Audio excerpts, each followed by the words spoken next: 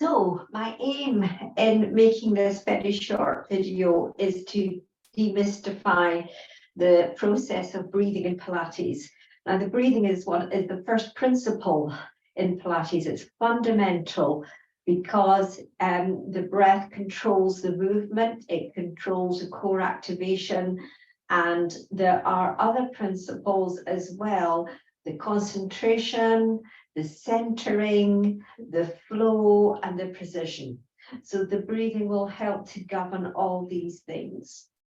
So I just want to revise the fundamental process of ribcage breathing, which differentiates this from other forms of mind-body programs of exercise.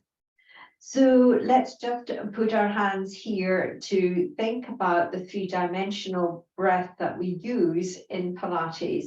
But what I want you to do is, first of all, relax your shoulders and just lightly draw in, and make sure that your feet, ankles, knees, pelvis, rib connection, shoulders and chin are in a good alignment. And I want you to breathe in for 4 counts. And then breathe out for 4. Now I want you to breathe in for 4 again, but then I want you to breathe out for 6 this time.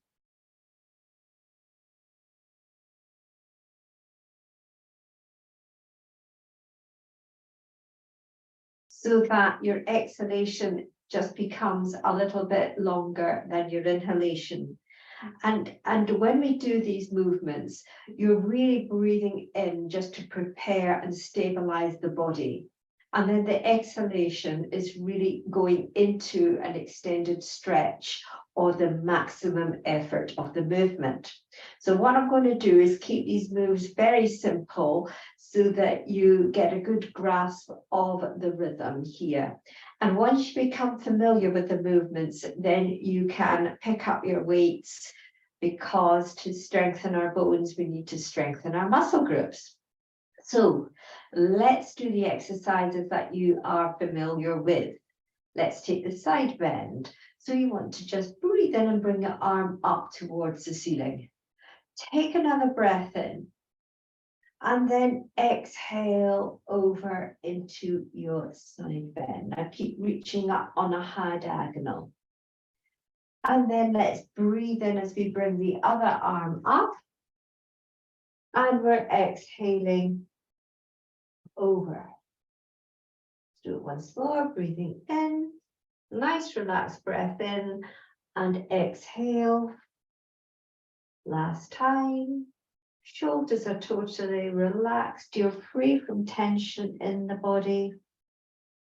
And then we'll bring the arms into this Cossack twist position, where you keep the elbows below the shoulder. Now, very important movement, especially if you drive. You need to be able to turn to look left and right. You need to be able to put the seat belt on. You need this for everyday activities.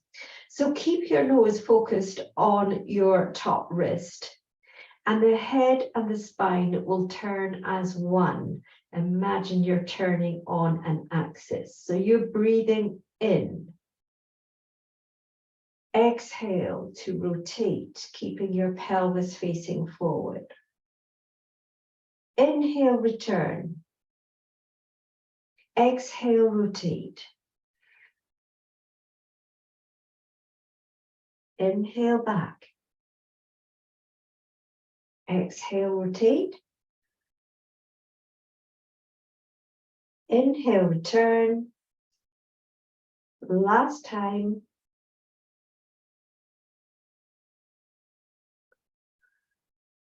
Then relax your arms back down, taking it into a squat. And I think I'll just turn sideways on for this. So your feet can be a little bit apart. Try to have your feet facing forward.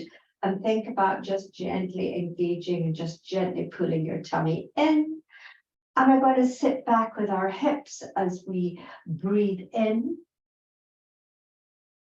Come into your squat. Exhale, press through the feet and lengthen up. Breathe in, shoulders relaxed. Exhale. You may want to breathe in, and this time, control with the breath and exhale as you come up into a heel lift. Good. And now for the single leg lift, which is very important for balance. And ideally, we should be able to balance on one leg for about 30 seconds. So the best way to do this is to transfer your weight through onto one foot, and then just bring your other toe forward and level up your hips. And then you want to breathe in. As you activate your core at the end of the inhalation, just lift your knee into a knee fold position. And then you can bring your arms out to the side. You can bring your arms forward just to help you balance. You want to keep strong through your supporting leg. And then exhale with control to bring it down. Now I'm on a very spongy mat here. I'll show you the difference. It's a little bit challenging to have thick mats underneath your feet. So let's transfer your weight forward, level off your hips, transfer your weight to the other side and root down. And breathe in. On the exhalation, just lift up. And again, you can use your arms just to help you balance. And just breathe. Breathe in and breathe out. And if you really want to hold your single leg balance for about 20 to 30 seconds, think of a number like 97 and count back in fives. Or if you're better with letters, think of a word like longevity. Can you spell it forwards first? And then try spelling it backwards. And you might find that you've been able to stand for 30 seconds. It takes real concentration. And then when you're ready to come down, breathe in and with control, bring your foot down. So you can see how the breath helps you to control, which is another very important principle in Pilates. So we have breathing, we have centering, which is a core activation. We have the control. We certainly have the flow, and we have the precision where your movements are very, very precise. Now let's come on to supine work, and we'll do the single leg fly just for simplicity. So if you make sure that your feet are in a really good placement by bringing your insteps together, opening up your toes at 10 to 2, and then swiveling to bring your heels parallel so that your toes, ankles, knees, pelvis, rib cage connection, your lower back ribs are down, backs of the shoulders in contact with the floor, the chin lengthened, so you want to just lower your chin so the back of the neck is long. If you need support for your head, then that's absolutely fine. So we're just going to start off by breathing in.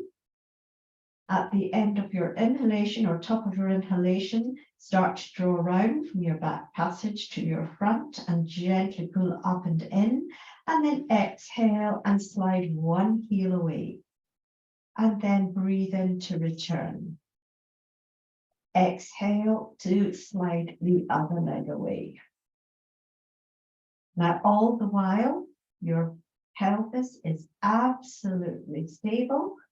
So there's no movement as you go from one side to the other. So your two front hip bones and your pubic bone remain on the same level, neutral spine. Now we could add the arms into this just for a wee bit more coordination and challenge. So we can breathe in, exhale, double arm pull back, keeping and maintaining the rib connection as you slide the leg away. Inhale, back, exhale, inhale. So shoulder placement and pelvic placement and stability is both are very important. Now, what about the knee folds? Okay, very important in Pilates, especially as you go from one side to the other. Breathe in. As you exhale because you're working against gravity. You bring one leg into knee fold, knee above the hip. You can flex the foot, you can point the foot, and then you can inhale down. Working with gravity, exhale and lift the other leg into 90. Inhale down. Exhale, lift. Inhale down.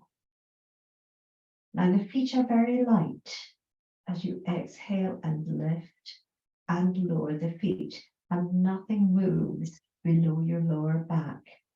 Now let's take this into one of the well-known movements in Pilates known as the bridge, and you have a choice. You can press through the heels of the feet. You can breathe in to prepare, and on the maximum part of the movement, you can tighten everything up and you can just lift your hips just off the floor. See if you can stretch out the front of your thighs. For those of you with bone density issues, you don't need to come up very far. Breathe in to hold. And then exhale, come back down. I'll do this again. Breathe in. Exhale, press through the feet. You can squeeze your bottom. Lift your hips. Feel the stretch from your shoulder down to your knees. Send your knees away to the opposite side of the room. And then bring your hips down. Now, for those of you that do not have issues with your back, you can do the spine curl up into bridge. You breathe in.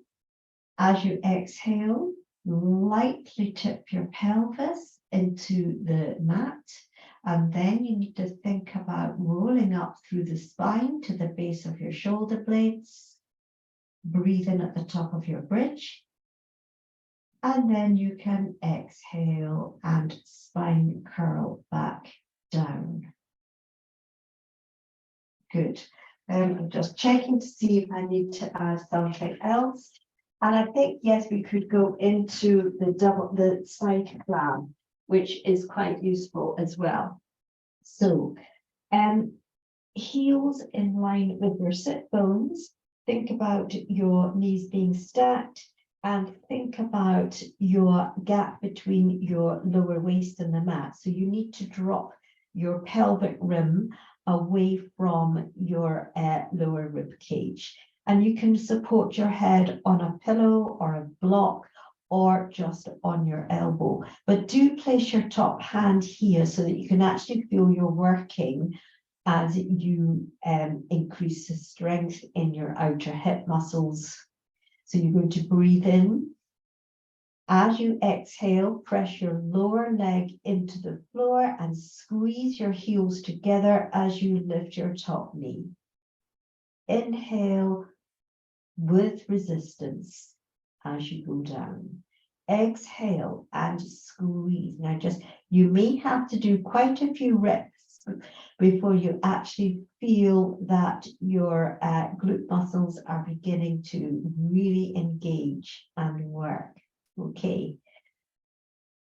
I will do one more. Breathing out, long exhalation. Slowly inhale as you come back down. Now I'm going to transfer into swan dive now. So all you're going to do is come onto your tummy, and I want you to think about your legs being slightly apart, because I want you to try and lengthen the legs away. So the big toes might be resting on the floor, but your kneecaps slightly lifted off the floor, and your arms into this goalpost or capital E position. Now try to draw your tummy in. Your chin is retracted so that the back of your neck is long, and you want to slide your shoulders down. We're all trying to really get the distance between our ears and our shoulders lengthened. And you're going to breathe in to prepare. And then as you exhale, could you pull in your belly button and just gently push through your hands and lift. I want you to think about sending your breastbone forward and up, leading with the back of your head. And then come down on the inhalation. Breathe in. Exhale. Inhale. Now, if you wanted to stay up, you breathe in, you exhale. You can breathe in, you can exhale, trying to build up the strength. Keep your legs lengthening away as you draw your tummy in. You can push up a little bit more, depending on how you are in your back. We're going to breathe in again, exhale, and we're going to come back down. And then you would just do clam on the other side. I'm going to push up and take my hips back to my heels, which is always a good idea to do after lying down on your tummy. And the last one I think I'd like to focus on is the 4-point exercise, where this is a very important exercise for core strength and balance. So you need to think about positioning your knees correctly. Now, if you have your knees too close in, you're going to crunch through your back. So I want you to make sure that your hands, they can be slightly further forward, but you want to slide your shoulders down. And you want to think about drawing your rib cage and your belly button up towards the back of your spine, so that your abdominal muscles just don't hang there. And you want to think about breathing in, and then as you exhale, could you literally slide right hand, left foot, and go into that, and then slide back on the inhale. Breathe in, exhale to slide. You're having to take your balance, so you're exhaling, inhale back, exhale. Now you have to think about perfect shoulder stability as well as pelvic stability. So you could put a book or a magazine on your lower back and see if you can just maintain that stability as you do the move. Now you can take this into a progression here, because we can breathe in. As you exhale, slide and lift. Inhale back. Exhale, slide and lift. Inhale back. One more time. Stretch. Can you hold it as you breathe in and breathe out? We come back. And last time. Hold. And then take the weight off your wrists and just give your wrists a shake. Now, as I say, you can add weights, and I'm happy to produce another wee short video clip with the weights if you like, but just see how you get on with this, and please do feedback to me and let me know if this was helpful. Thank you.